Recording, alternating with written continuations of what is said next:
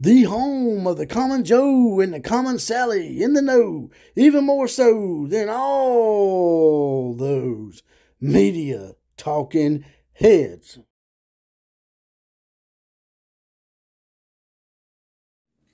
You hear that song?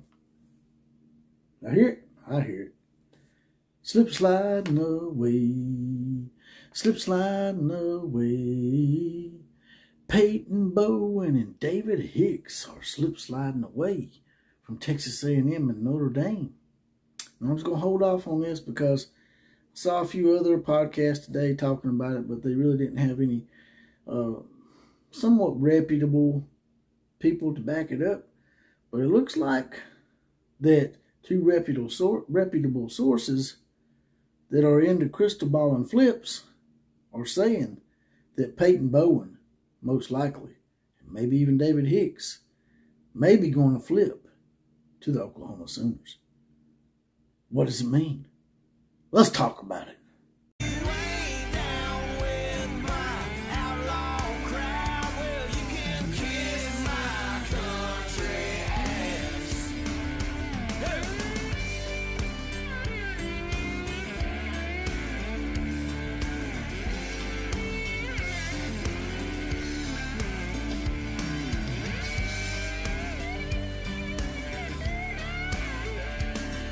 Woo!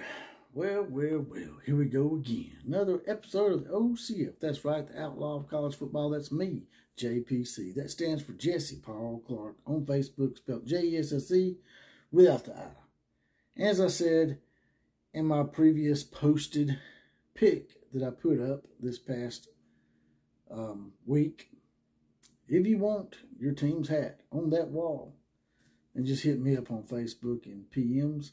And I'll be glad to put them up on the wall at least for a week or two until someone else sends me another team with their hat. But anyway, getting right to it. It looks like that Brent Venables and staff and their recruiting prowess is still on the prowl. Even though these players were committed, and Peyton Bowen to Notre Dame and David Hicks to Texas A&M, it looks likely that Peyton Bowen, he's been crystal balled by a few reputable sources. I'll throw them up here in just a second, to say that they think that this past weekend's visit during Bedlam has turned the corner for quite a few recruits, even those that are already committed. If you look up here, you'll see that Nick Harris, who is a national recruiting analyst for Rivals, is crystal balling Peyton Bowen to flip to Oklahoma, as well as Josh McHouston, who is the Oklahoma recruiting editor. So those are two reputable sources that are saying now that for sure they think, and they may be wrong. I didn't get your hopes up because you know how these kids are. They change. I call them kids. That's one of my pet peeves, and I just done it. These young men have been known to change their mind quite a few times. So until they sign on the dotted line on December 21st, or if they decide to go in a late period in February, then you have to take everything with a grain of salt. But it does look good that these two guys are willing to put their name out there and saying that they think Peyton Bowen is going to flip. Also, Peyton Bowen's girlfriend is going to Oklahoma, as well as his teammate, five-star quarterback Jackson Arnold, who's also out of the same high school, Denton Guyer High School in Denton, Texas. So, what does that mean? Well, it means that you could have a snowball effect. We see it all the time. Every year we'll see these players, they get together, and they all decide to go to the same school. Well, David Hicks is also one of those players that is thinking about flipping. Now, I think he's going to do another visit with Texas A&M, or he may have already done it yesterday at some point. I'm not sure when he was going to see Texas A&M, but he's supposed to go back down there. The only thing holding him up, in my opinion, is probably his dad, because his dad seemed to be gleefully happy about his commitment to Texas A&M, probably because a lot of money was put in his pockets. If it comes down to money, then more than likely Texas A&M will probably keep David Hicks. But if David Hicks and his dad have a change of heart and they decide, you know what, that's a shit show down there. And I don't want my son going out there and playing and being unhappy. Even if Texas A&M can give him a few more dollars, he's not going to be wanting for money if he comes to Oklahoma. Will he be richer by going to Texas A&M? Probably. But will he be happier? And in the long run, will he be developed properly? That's the main thing.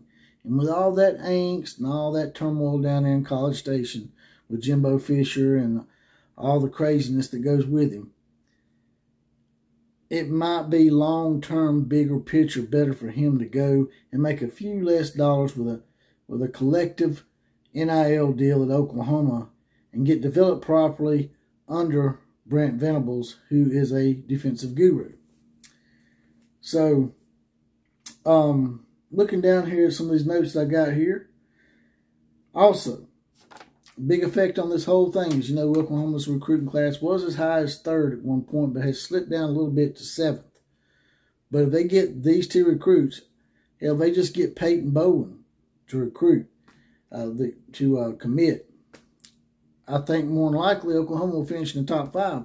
And that says a lot about Brent Venables and his ability to connect and to communicate with these players.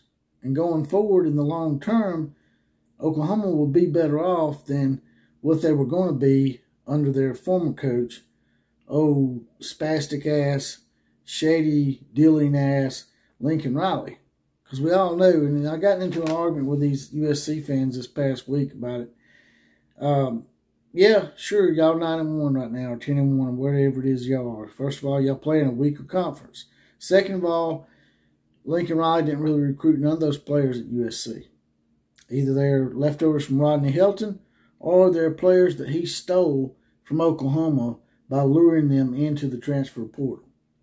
Now, if they go into the transfer portal and Lincoln Riley gets them, technically, he's not doing anything wrong. But if he lured them into the transfer portal and encouraged them to leave Oklahoma, which you'll never be able to prove, well then, yeah, that's called tampering. And y'all can be proud of it all you want. Y'all got a little mirage going on is what I call it right now, a 10-1 mirage. I hope like hell Notre Dame hands you that ass. And then if you play in the Pac-12 championship game, I hope you get beaten that too. Because next year, after Caleb leaves, I think next year will be his last year, we're going to start seeing exactly who's recruiting classes and who's going to be the better coach, bigger picture. I have a feeling that it's going to be Brent Venables. But for Brent Venables to have came in and got a top 10 class last year with all that turmoil that was going on, all the shadiness with Linky Boy, that spoke volumes, okay? And then he comes back this year and follows up with not just a top 10 class, but he's teetering on getting into the top 5. If he finishes with back-to-back top 10 classes with all the turmoil, and then this year, them having their quarterback go down for a few games and having a substandard year by Oklahoma standards at 6-5 right now, possibly end up 7-5 or 6-6, for him to still keep that recruiting class somewhat together and maybe even flip some players from teams that are doing a little bit better speaks volumes, like I said once again, of his ability to connect and to communicate in a genuine manner with these kids. And in the long run, I think Oklahoma's going to be better served and be better off than what they had before with the shadiness and just the general feeling of, gee, we're never going to win a national championship because this guy will never take defense seriously. And that's all I got to say about that. Don't mind, there's a little heart option down here at the bottom. If you don't mind, click on that. Throw me a few dollars in my coffers. There, get me off the YouTube teat. And as always, KMCA to all the other teams. Class is now officially dismissed.